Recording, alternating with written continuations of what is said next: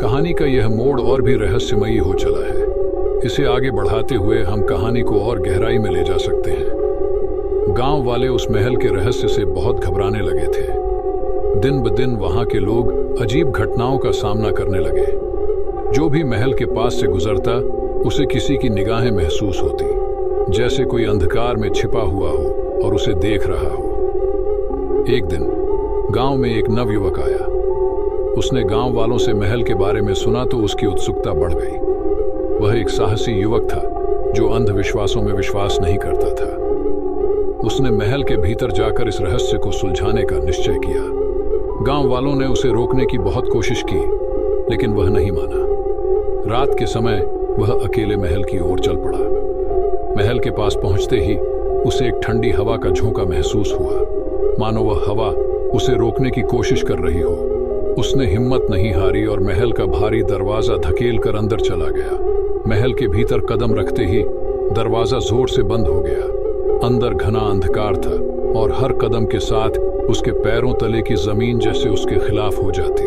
वह आगे बढ़ता गया और अचानक उसे किसी के हंसने की आवाज सुनाई दी। वह रुक गया, चारों ओर देखा, लेकिन वहां कोई नहीं था। जैसे जैसे वह अंदर जाता गया उसे दीवारों पर पुराने खून के धब्बे दिखाई देने लगे।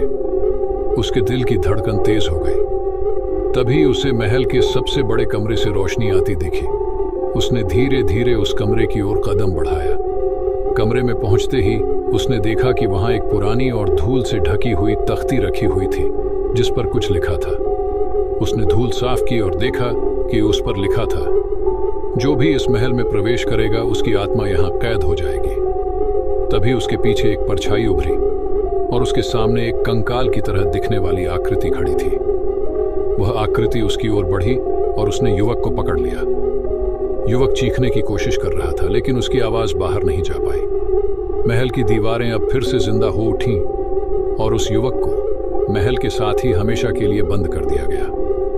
गांव में फिर से एक अजीब सी खामोशी छा गई।